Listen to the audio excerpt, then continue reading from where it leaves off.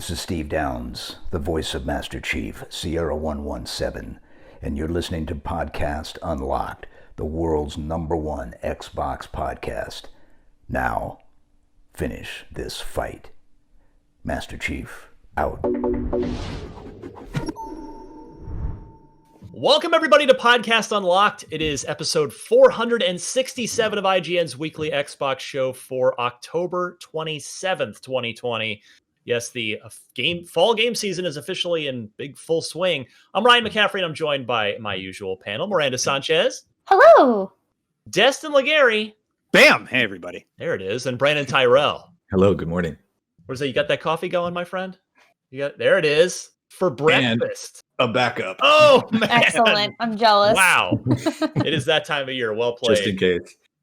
Well, we've got plenty to talk about. In fact, the whole run of show was upended this morning by news you've probably already seen if you've logged on to IGN or social media, and that is Cyberpunk getting delayed again. We'll get to that in a second. But first, just wanted to promote my monthly pet project. IGN Unfiltered continues with another episode that just dropped today as I record this, and it is with Raven Software's co-founder, Brian Raffel. So do take a peek at that if you want to hear interviews with game developers about where game studios come from and all these cool human stories behind the video games we know and love. But yes, the big story this week is Cyberpunk 2077. It has been delayed again, this time to December 10th. And Cyberpunk writing a letter to their employees and the public saying, yeah, it went gold, but we're still doing a lot of stuff and we're not ready to finish all that stuff yet. I'm paraphrasing, of course. Let me go Miranda's way first. Miranda, what is your reaction to this? Is now at least the third delay for this game? As you can see, or if you're watching, I'm just like pulling at my face. If you're listening, you can't see it. Yes, we want them to have the time they need. There's a lot of concern, obviously, going around about crunch and that this is just more crunch. And then also there's just like a general, I think, bubbling anger from part of the community because a lot of people took time off for this. And then for me, I'm just kind of like flipping a table over here because I just finished planning everything in fall, like meticulously, because when you have so many moving pieces for fall, especially for assigning projects, it's so much work. And I'm like, well, time to go back to square one. I think I've been pretty transparent about being disappointed about the delays just because I really want to play this game. I've been very excited for it. Yeah. I appreciate that they're trying to give themselves time to develop the best game possible. But I think there's a lot of concern, the fact that they already went gold. And I think this is part of the conversation. Yeah. And that obviously there was going to be a day one patch. But the fact that it's so much work that they're delaying it again, like that's kind of a problem, I think. But yeah. Yeah, Jason Schreier tweeting that he talked to a CD Projekt developer that said they did a 100-hour work week last week, which is not something that you want to hear for anyone in any line of work, whether it's making video games or anything else. Destin Legary, where are you landing on this? I think it's great because there's so many games coming out in November and I'm really, really excited about the games of November. And now I have my game of December. So I'm going to get to thoroughly enjoy the games that come out in November and just play them and have a good time. And then I just have a whole month dedicated to Cyberpunk. December was much lighter comparatively. So now I just get to chill. So Brandon Tyrell, you are probably staff's biggest Assassin's Creed fan. Is that true? I don't know if that's true. It's a good thing. It's not a bad thing. I'm not saying it's one or the other. I just don't know if that's accurate. Well, it is good. You are a big fan of the series, and do you agree that it seems like Assassin's Creed Valhalla might benefit the most from this as far as the fallout amongst other games and game publishers? Yeah, I would say if it wasn't November, AC Valhalla is now the sort of must-own third-party game, I would say. But, Call of Duty being Call of Duty, there's always that horse in the race. So either way, less competition in November is good for the games in November. Obviously, it doesn't even need to be said. But Cyberpunk moving to December means AC Valhalla will have a new month. It means I officially win the question that was posed 2 or 3 weeks ago of whether we think Cyberpunk or Call of Duty will sell more copies in November. I said Call of Duty. So I'll be collecting my checks and awards in the mail. Outside of that, I think we might see Immortals Phoenix Rising pushed to maybe Q1. I don't know if Ubisoft really wants to go head to head with Cyberpunk, or maybe that bullet's in the chamber already and it's too late. I'm not sure. Right. But this wouldn't be the first time Ubisoft has moved things around to get out of the way of like a killer app. So we'll see what happens. But I don't think it's a good or a bad thing, the Cyberpunk delay. I think there are a lot of shades of gray to it. It doesn't sound great for the developers. I know we've all experienced crunch in some degree, and it's not a fun time. But also, if the game will be better for it and will run better on every platform that it's going to support, that's great. But keep in mind that day one patch is going to be massive. Well, I mean, who knows if it's a file I imagine, thing or what. Yeah. But I mean, it's just further casting the idea of going gold as utterly meaningless. It doesn't mean anything anymore. Into a new generation. Yeah, it absolutely means nothing. I mean, I guess if it did go gold, I guess that means the disc versions are being manufactured off of what will be a month-old build by the time the game actually releases. So what that file size is for that mandatory day one update remains to be seen. But that's a really good point. I'm curious, what happens if you don't have your Series X connected to the internet and then you put in the disc version of Cyberpunk? Like, what does that look like? I think we should try. Hey, Destin, take this down as a feature idea for IGN. There you go. Take a console offline. It's free content. It would just work, but it wouldn't be the patch version. Yeah. Well, it would be interesting to compare that to the patch version that ultimately ships. I didn't catch all the news because it's been a crazy morning, but from what I understand, a lot of it has to do with performance issues on current gen platforms. Is that correct? Makes sense. I mean, trying to get this game. Like I said, Miranda and I have played it. Played a preview build of it that's now, 4 months old. It's crazy. It's kind of weird to think about. Almost 5 month old preview build via PC, via a high end PC that we remote streamed the access to. The idea of getting this game, Miranda, based on what you and I have seen, to run on a base Xbox One seems challenging to say the least. Sorry, go ahead. Oh yeah. So whenever I think about that, I think that they made it possible to run The Witcher on Switch. That's true. So anything is possible. That's true. It's just a matter of time though, right? Like if maybe it was poor planning and that they didn't account for how much extra work it was going to be to actually make these all run on these consoles, but which seems a little strange given that they've probably known about these consoles for a while. But there's just a lot of play here that is a little bit disappointing, I think, for everybody. But so that's my confusion on it as well. Is like, you've been developing this game for the better part of a decade. Like, how did you not know that these consoles weren't going to be supported at these platforms, right? Like, you don't accidentally make the only SKU that runs the SKU that, wasn't being developed when the project was first scoped out. I'm assuming, right? I have no peek behind the scenes or anything, but like, you don't say like, oops, we did a next gen. Like, that just doesn't really happen, So why now at the wire are we running into issues where you can't support the platform that was, in theory, the lead platform for the better part of development? Yeah, that's just like a big scoping thing with like the upper management of like planning out that project and actually like calculating what it all looks like. Obviously, we're not game developers, so we don't have like a full idea of like how much work that actually is. I'm sure it's immense, but also it's like, oof, man, having to delay and then delay again for kind of like similar reasons. That is very rough. I think especially if it's just 3 weeks, it's like at that point, it's like, do you just take more time because you just push it to 2021 because just in case, like, are they building in that just in case time? Because apparently not. Well, you guys make a few good points here. One, there is almost and I've already seen this kind of reaction in some degree in the community of kind of a boy who cried wolf situation because they keep setting dates and missing them. This game was tagged for April, then it moved to September, then it moved to November, now it's moved to December. It has been delayed. So you could say, okay, and again, yeah, Brandon's makes a great point. We're not game developers. We don't want to cast judgment, but what I think Miranda brought up, management, and I think it's fair to assess here. This is aimed at management, not the development team, and say, what maybe some management issues are, some lessons are to be learned here, because this is the second delay from within the COVID-19 pandemic. So, obviously COVID has affected game development across the board. We've seen that play out in a number of ways already. But this is, they've delayed it twice within COVID-19. So that certainly speaks to, why put a date on it? Why?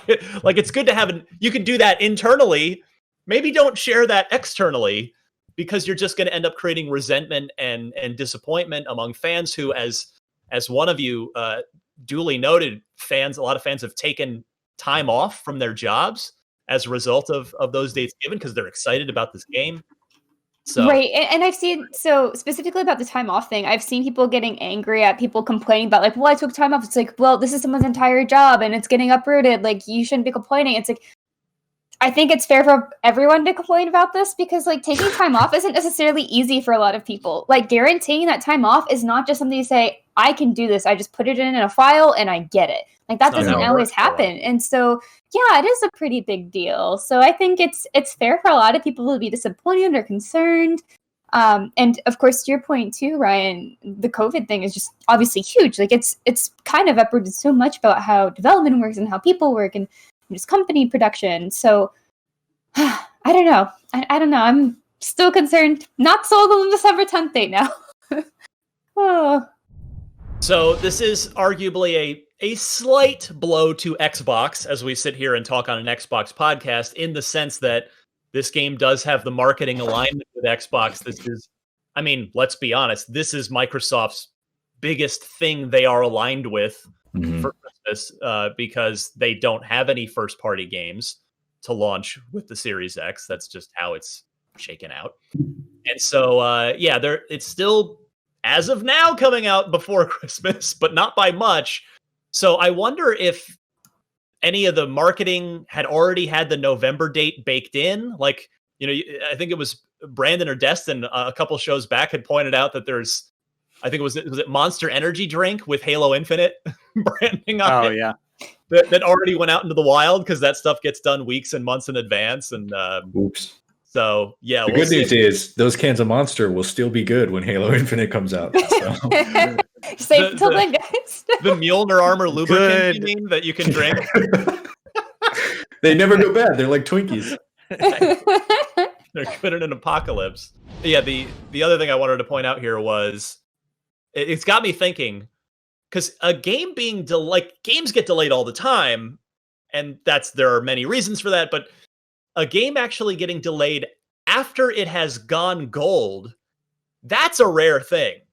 And I could think of two instances that I managed to be directly involved with, as far as like the coverage I was doing, where a game got delayed after it went gold. So back in my OXM days, and oddly, I think just coincidentally, they were both EA games. They suffered different fates, and I'll tell you about them now.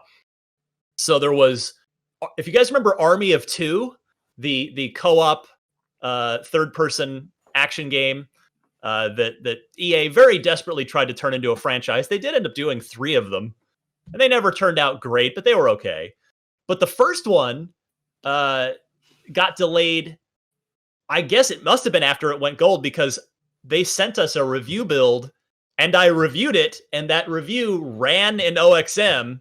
And between the time we went to press and before the game came out, the game got delayed by like 6 months. And the funny part is, I think I gave it a 6, if I remember correctly, at OXM. And so for the and then you lowered it.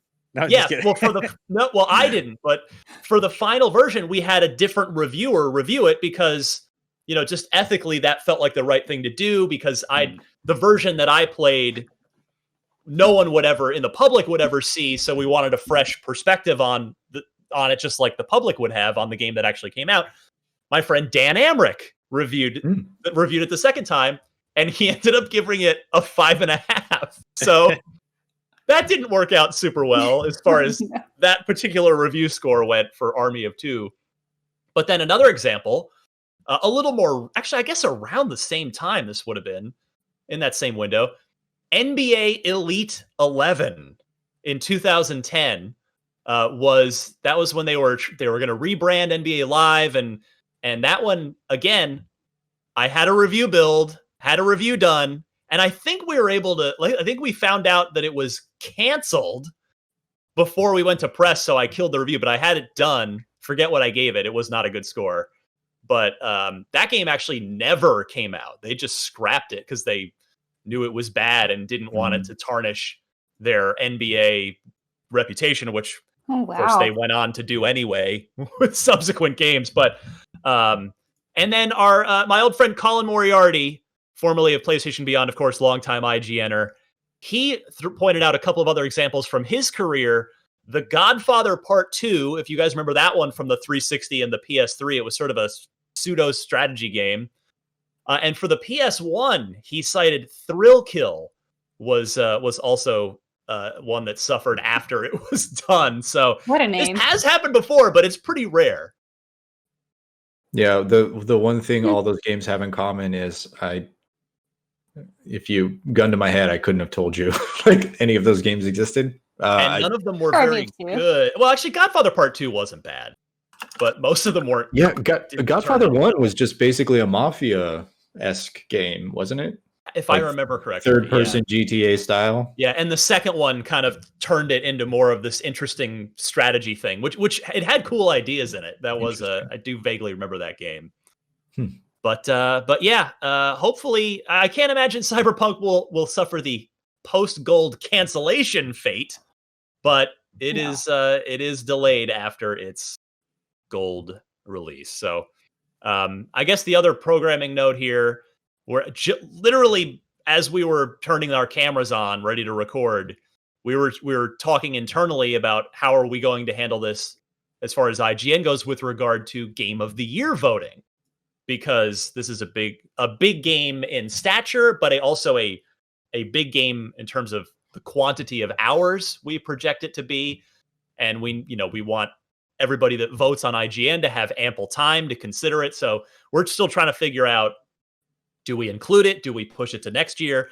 Jeff Keighley, for what it's worth, from the Game Awards, it misses his cutoff. He has already announced it will push to 2021 eligibility for the Game Awards. So it's rough. Cyberpunk just turning everybody's day upside down in the gaming industry, whether you're directly connected to it or not.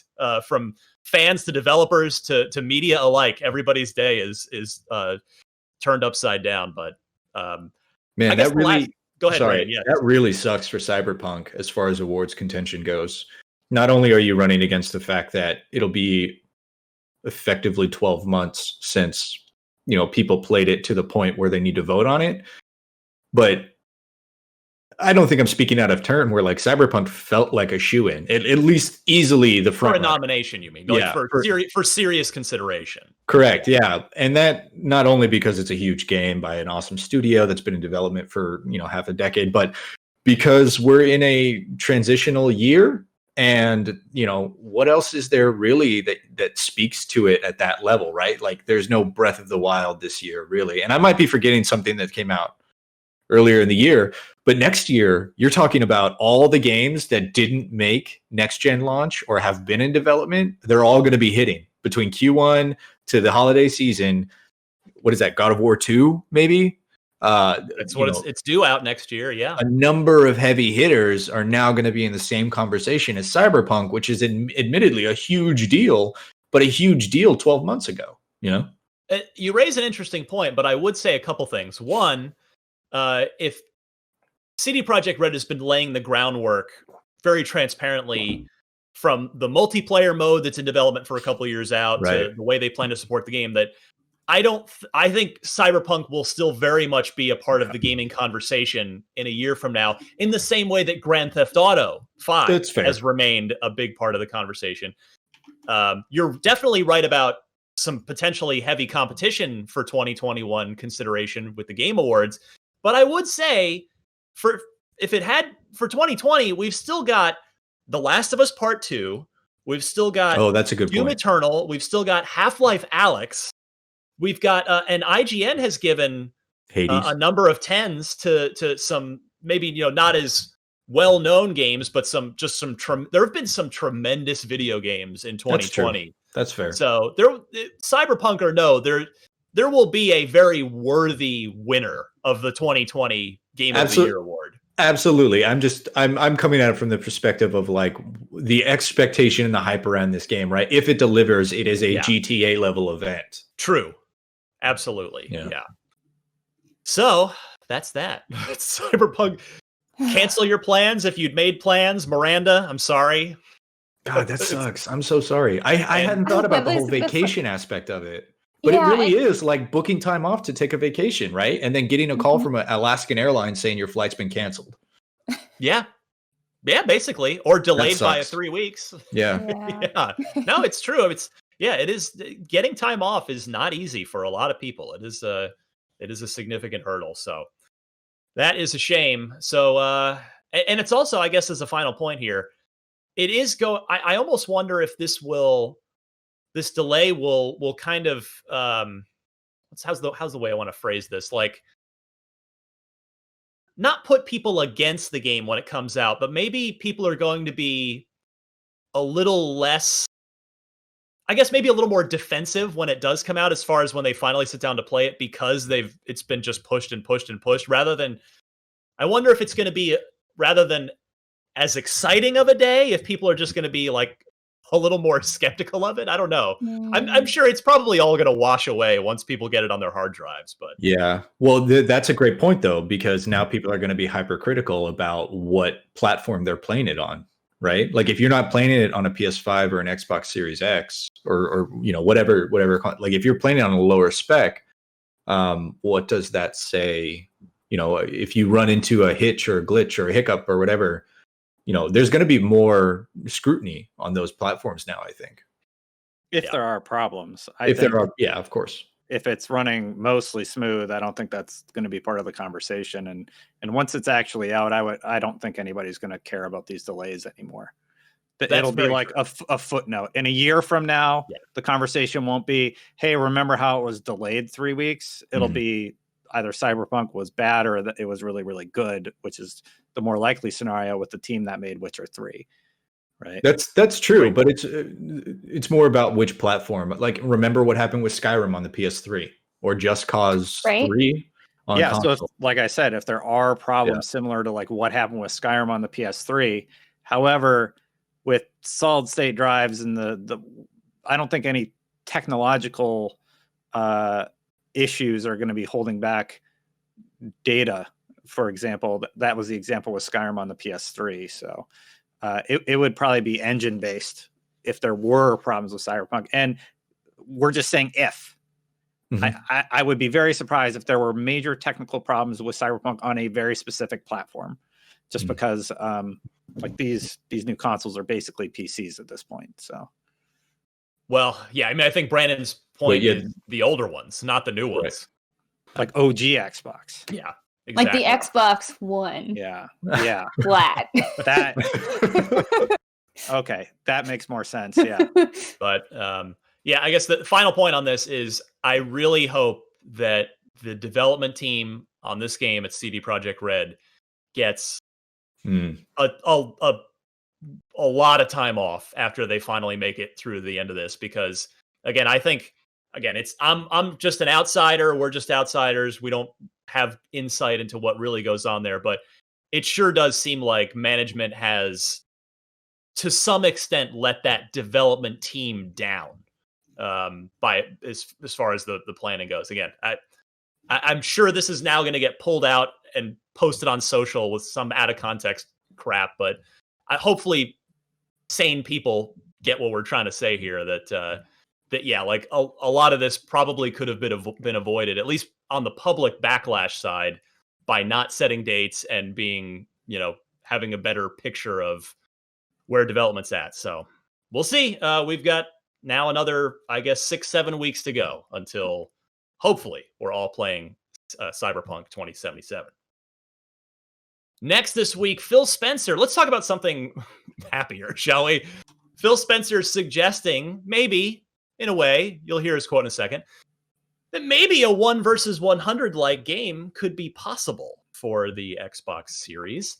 As reported by VGC, Phil Spencer made these comments during the official Xbox Fan Fest live stream this past Friday, which was supposed to also be accompanied by a special quiz that got unfortunately canceled for technical reasons. And so within that context, Phil says, quote, "I just want to say when our teams are trying to do new things that we've never done before, I want to be 100% behind those things. Sometimes they'll turn out amazing. Sometimes they'll be good learning experiences for us.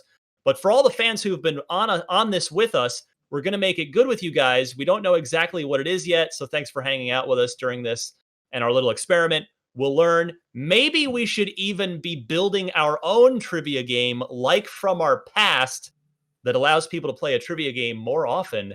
Maybe that could happen." So again, he's speaking off the cuff, but all right, they listen to Unlocked. They all listen to Unlocked, you. Obviously. We talk about this all the time and how much we liked 1v100. Yeah, that sounds great. That was a really fun game. I wonder how they would modernize it, though. Like, they couldn't just do the same thing. It'd have sure, they could. I would sign up for that in 3 seconds. Although are there avatars anymore? I don't think so. Well, technically, yeah. Yeah, there are. Yeah. There's some avatars. I think the thing too is that a lot of times we look at games and like these online ecosystems as a lot of competitive games in nature. And I think there's a big craving for something like this. It's like competitive, but like in a game show sense, like something that's a little bit more relaxed, not so much about your technical skill, but like maybe your ability to accomplish these sorts of things. It's like, oh, can you answer these quiz questions? I can't, but maybe you can. We just need to come together. Sure, yeah. The gamers are healing. Yeah, so I think it'd be really fun, especially in times like this when we're all stuck at home, and like a way to get across with a bunch of other people would be something fun. That's why you see games like Fall Guys take off and just have like that kind of fun. It's like, it's weird to say like a playground feeling, right? Like it's supposed to be just a little bit more. I struggle to say casual because I think it's not really the right term for this, but it's more easygoing, right? Like the stress is there, but in a playful way rather than like a clutch, like I'm getting sweaty over here way. So I get sweaty sometimes, okay? There are 3 immediate candidates that come to mind, like license things. I mean, because I know licensing is a big part of it. If Microsoft can't just put 1 versus 100 back out, they'd have to go to the the license holder of whatever like production studio or what have you owns 1 versus 100. But 1 versus 100 would be, if they brought that right back, a bunch of us, including myself, would be really happy. I think Who Wants to Be a Millionaire could fit that format pretty well too, like with actual like cash prizes in the form of like account credit. They had something like that, didn't they? Or am I that's just 1 versus 100? Yeah. But what that had. You have 99 other players serving as the audience to help them make decisions. Right. Yeah. In 1 versus 100, it could be. I mean, there are audience participation ways for the audience to help the player, but then the playing along in the audience part could maybe like the people that do the best go into like a weighted lottery to become the next contestant, right? Like, which is sort of how 1 versus 100 worked too. And then the other game, which I believe Ubisoft has the current license to, it's bounced around over the years, that I think could be a spectacular live game show video game, would be The Price is Right. I was just thinking that. Price is Right. Like the games, like the pricing games, that like Plinko and all that, could be like little mini games, and you could you got the audience yelling at you to help you out, but except not literally yelling over a mic. And so I think Price is Right could work really well too. But yeah, Destin, did you ever make it into the mob or the one in 1 versus 100? Yeah, I think I was in both. That was just a really, really cool game, and I think it was really neat because you knew those were other real people, and it was sort of like Battle Royale in a weird way, right? Like the Battle Royale games have come out since then. This is just sort of a fun trivia thing that everybody could do, and now that it's been popularized, I could imagine Xbox doing something really interesting there. Yeah, I was in both, and I think I won some credits or something. I can't remember what you won, but yeah. you've seen this style of games on a lot of different other systems, like either mobile. Like there was that one like show game that you played. Show game. That one quiz game that you could like get an app for. I forget what it was. Oh yeah, with the It guy. didn't last forever. We did that in the office religiously for like 2 weeks, Yeah, and then no yeah, one you can touched it actually again. win money for it. Yeah, and so like Yeah, HQ. HQ. Yeah. Okay. Thank you. So like, there's a lot of experiences like that exist, but I think bringing something like that on the Xbox is really cool. Like, if we're just looking at these sorts of games, I'm just like, hey, what about Among Us, guys? What are y'all doing with that? When's it coming to consoles? So like, there's a lot of different kinds of games out there, I think, that are really primed for that Xbox experience, and I'd like to see them more available. Well, there you go. Phil Spencer, I know you're listening on your dog walk on the weekend right now, so get to it. Don't tease us like that. Hopefully something is actually in the works. Speaking of Phil Spencer, we now have, this is me speculating, and I'll turn it to you guys to get your thoughts here, but perhaps a better idea of why Phil Spencer won't come right out and say that the Elder Scrolls 6 and other Bethesda games will be completely exclusive to the Xbox ecosystem just yet. It's because Microsoft's acquisition of ZeniMax Media isn't yet complete. Which we knew. In an interview with Game Reactor, Phil said that he expects the acquisition to be finalized by early next year. He says, quote, "First of all, I would like to say that we haven't acquired ZeniMax. We have announced our intention to acquire ZeniMax. It is going through regulatory approval, and we don't see any issues there. I get a lot of questions right now. Is this game exclusive? Is this game exclusive? And right now, that is not my job in regards to ZeniMax. My job is not to sit down and go through their portfolio and dictate what happens." So, again, Phil saying it in so many words that he basically hasn't been given the keys to the car yet. So, Miranda, do you think that once that approval happens and Phil and they officially fold under Xbox, then we will start seeing these announcements come? Yes. Yes, I think once they can actually sit down and say, all right, I mean, obviously they're thinking about it. Like there is a plan in motion somewhere and some secret document behind several layers of doors and like passcodes, it's like spy central almost. No, but I do think that this is obviously something they're thinking about. And then once they actually do have all the details finalized, they can start moving on messaging and making sure that they have that very clear and understood. I think Microsoft's been very good about messaging so far, and I don't see why they would do anything different for this acquisition. Brandon, do you think that development on the PlayStation 5 version of Starfield has already stopped? Oh God, I don't know, man. It's fun speculation. That's what we're here for. It's speculation. I don't know if it's fun. There's certain crowds that no matter what you say are going to come after you. But I think, just reading Phil's quote is kind of how I feel about it. Like, let the dominoes fall as they're going to. Like, I guess that's a saying. I don't think it is, but let the chips fall where they may is what I'm trying to say. There you go. And I'm sure they've had conversations about like, wouldn't it be cool if Skyrim 2 or Elder Scrolls 6 was, an Xbox exclusive, but there's nowhere near there. And honestly, if we're all friends here, we're being frank, the cadence at which the world is getting progressively worse, I think it's it's a little ambitious to start thinking about playing the Elder Scrolls 6 right now. Like, let's see where we are in 2022. Let's make sure we still have an internet infrastructure. Oh, we got to get Starfield out the door first. That we'll be playing that before development really ramps up on the Elder Scrolls 6. I mean, that's the hope. This is my point. Yeah. I have no idea, man. As far as development on Starfield, I think they're right. Like, tackle one problem at a time, secure the company first, and then start figuring out what you're going to do with their portfolio. Well, nevertheless, interest. Yeah, it's good to hear Phil kind of lay it out like that. And yeah, so we'll look for probably some more definitive statements from them at some point next year. Miranda, I want to go your way here because you broke some two very interesting Gears 5 stories over the past week. I think one of which is excellent, and the other is of such a pleasant surprise that I know as soon as you told me about it, I was like, what? Yes? Okay.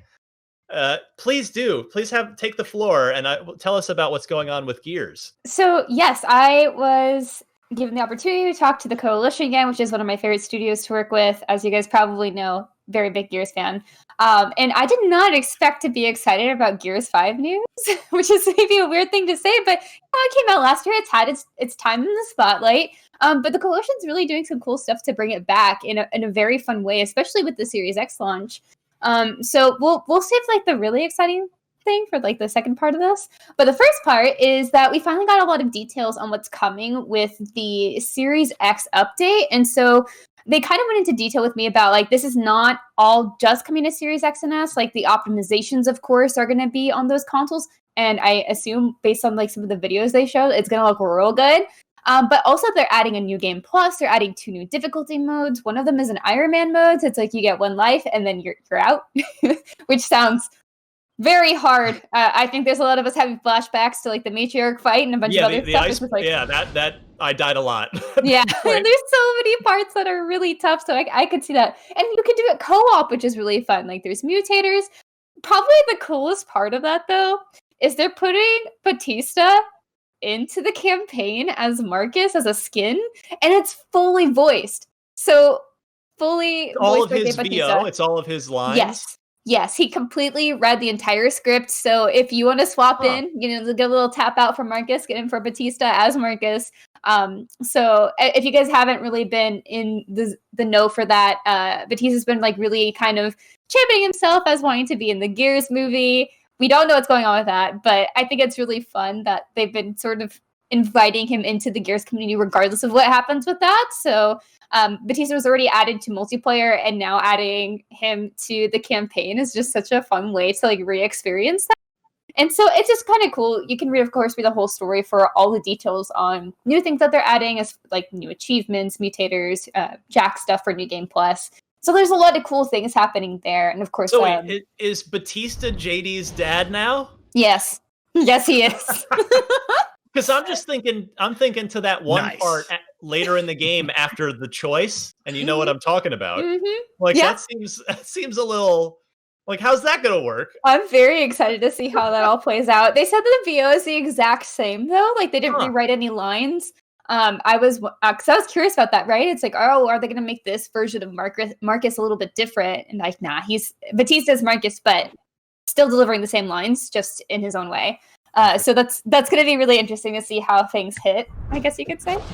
So then we also talked about some multiplayer things. One of the biggest parts, personally, for me that was interesting was how they're dealing with latency and matchmaking against old gen consoles versus new gen consoles. Because if you're big into shooters like me, whenever you get down to the frame rates, that is such an important thing with shooters. Like it gives you actually quite an advantage. If you've ever played, say, you play one game on a console that runs at a lower frame rate than you play on PC, you can just really feel that difference between those. And so right now you can opt out of queuing against PC players if you're playing Gears multiplayer, but you can't opt out of playing against other console players. So if you're still playing on an original Xbox and you're playing against a Series X or Series S player who's running at 120 frames, they're going to probably have a little bit of an advantage. When I was talking to the Coalition, they were saying that they didn't really feel concerned about that. Like the tests they've run so far has seemed pretty balanced. I think with Gears too, since it's not as twitchy as like say Call of Duty or something, I think that's probably going to be okay. Like there's still a lot of reaction time and things that you need to be accurate with, but it's a little different in that sense. And they have actually worked on improving the latency on the older, I guess, versions of Gears as well. So that was good to talk about. I'm always interested about multiplayer stuff and like esports and just kind of like the foundation that they're setting for that. So that was something I did touch on in my article too, if you're interested. But the most exciting part is that we're getting story DLC, you guys. Cool. Yeah, I was I was really not excited. expecting that. No, because they told us that they weren't going to do any story DLC. Like earlier this year, when I did my big feature over like kind of like the history of Gears and its changes and like where it's going next, they were saying this like, we feel like we try to tell the entirety of the story in that campaign. Like you get everything, and then Minus the cliffhanger at the end of the campaign. of course, well, that's setting up for the next game. And so except for that, and so they're like, well, we told everything we wanted to tell in that story. But then there was a lot of fan requests for like some story continuation stuff. So they got to work on it. And this December, we're going to get a Hivebusters DLC, which is what I wanted. Because if you guys don't know, the Hivebusters are the characters that are featured in the escape mode. So there are 3 characters in the squad that are not anywhere in the campaign, just in escape. And you kind of get some story tidbits about them in there. But most of it, where you're going to find, is in the comics. And so they're just not really featured in any sort of campaign. And so they didn't explicitly say what the campaign was going to be, aside from it being Hivebusters. And it is going to be, I think, 3 to 4 hours long. And so it's like, well, if you say Hivebusters, obviously it's going to be those 3. So I am super stoked because I like those characters a lot.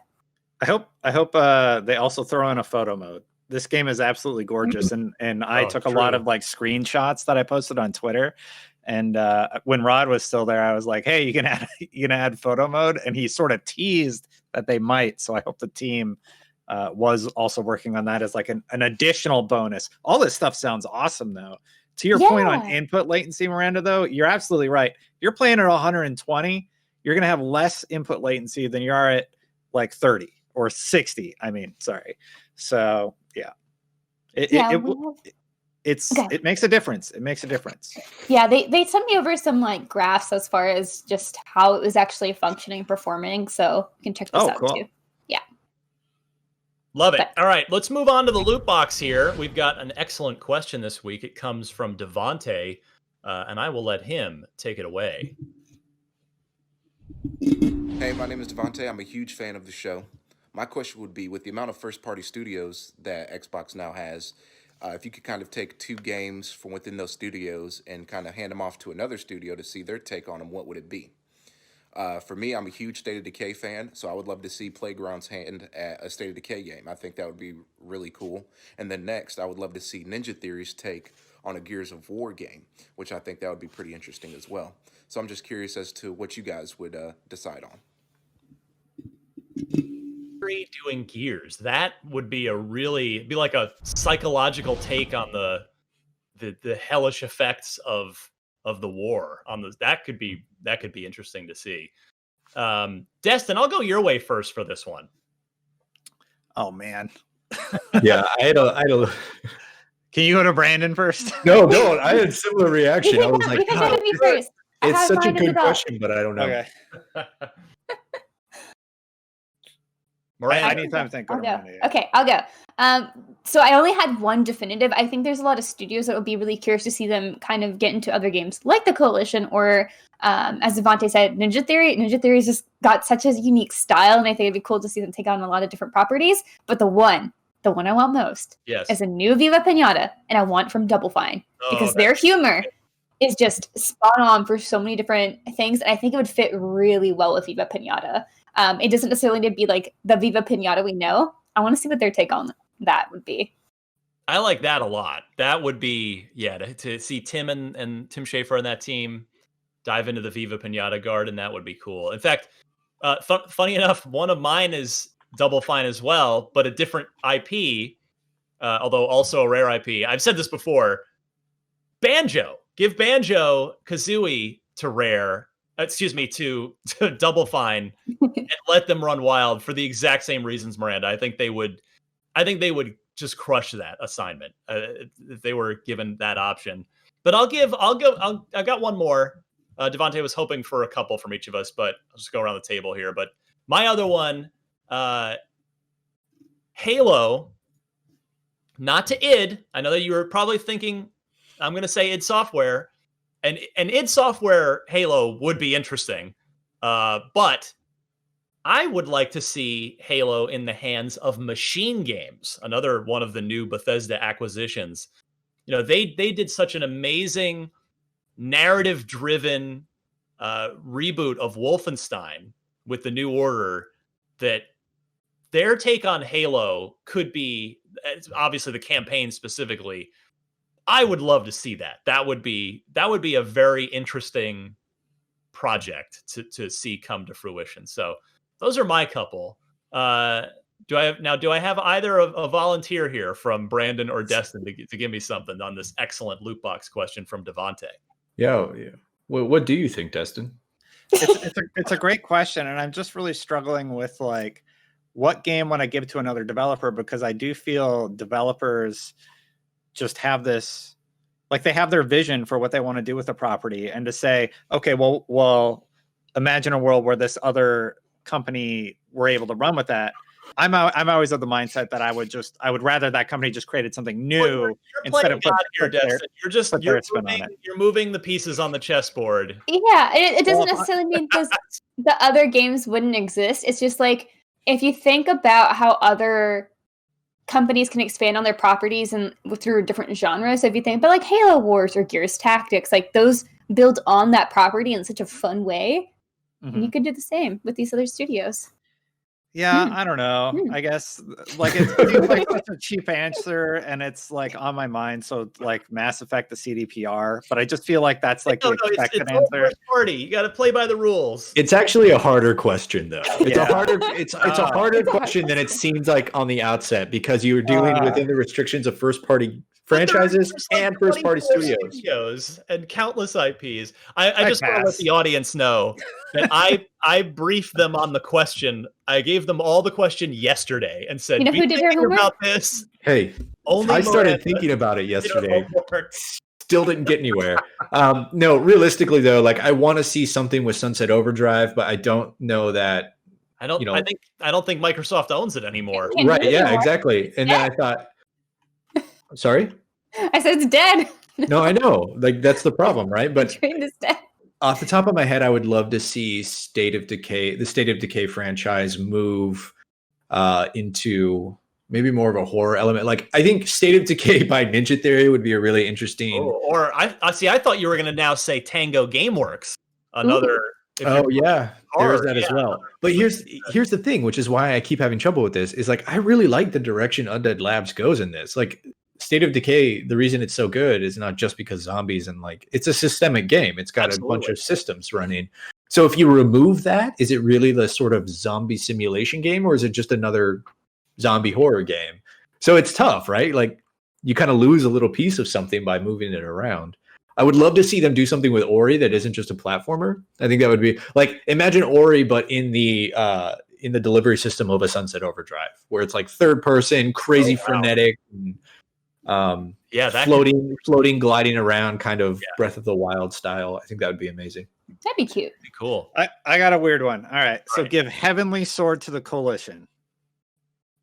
I want to see the Coalition do something a little bit outside of their comfort zone with a game like Heavenly Sword. I wonder if does Microsoft, via Ninja Theory own that, or does I think it was Bandai that published it?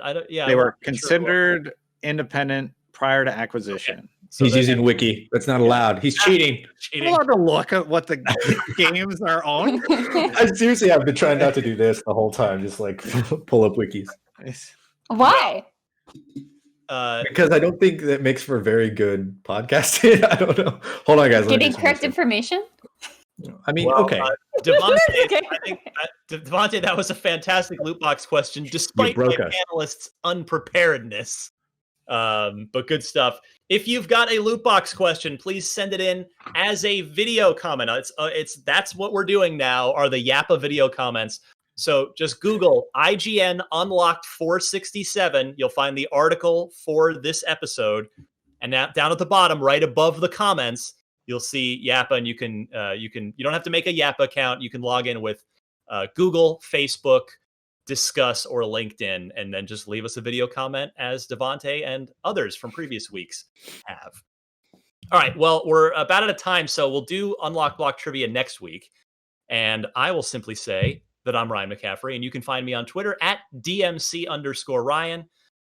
Please be nice to me and to others. That's all I ask this week, as you maybe check out Unfiltered with Brian Raffle. Brandon? Hey, same deal. I'm Brandon. You can find me on Twitter at Brandon Tyrell, and please be nice to Ryan. Oh, Destin? Follow me on Twitter at Destin Legary, and watch me on Twitch sometimes at twitch.tv/Destin.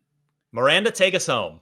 Hi, I'm Miranda. You can follow me at Havoc Rose. That's Havoc with a K. I don't know why I introduced myself again.